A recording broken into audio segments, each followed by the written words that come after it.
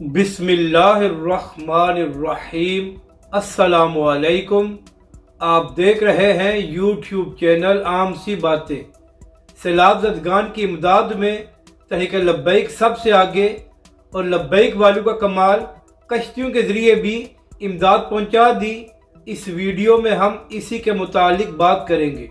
नाज़रीन कराम, पाकिस्तानी मीडिया और सियासी जमातों को चंद दिन पहले होश आया है कि पाकिस्तान सैलाब से डूब रहा है, मगर तहरीक लब्बैक पाकिस्तान के रज़ाकार पिछले कई हफ्तों से सैलाब ज़दगान की इमदाद कर रहे हैं। नाज़रीन कराम, जब एक महीना पहले बलूचिस्तान में सैलाब आया था तो उस वक्त भी तहरीक लब्बैक पाकिस्तान और उसके कारकुनान सबसे आगे थे और वहाँ पर अवाम की इमदाद कर रहे थे।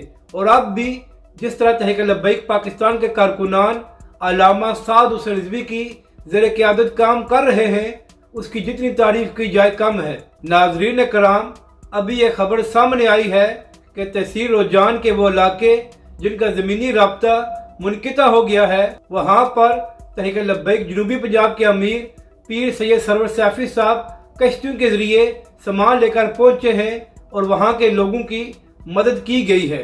तो नाज़रीन कराम, आप खुद अंदाज़ा लगा लें कि तहरीक लब्बैक पाकिस्तान और उसके रज़ाकार सैलाब ज़दगान की किस तरह मदद कर रहे हैं कि जहाँ पर ज़मीनी राब्ता नहीं है वहाँ पर तहरीक लब्बैक के लोग कश्तियों के ज़रिए सामान पहुँचा रहे हैं ताकि उन लोगों की भी इस मुश्किल में मदद की जाए। अपनी राय का ज़रूर इज़हार करें कि आपको ये वीडियो कैसी लगी और हमारे इस चैनल को भी सब्सक्राइब करें।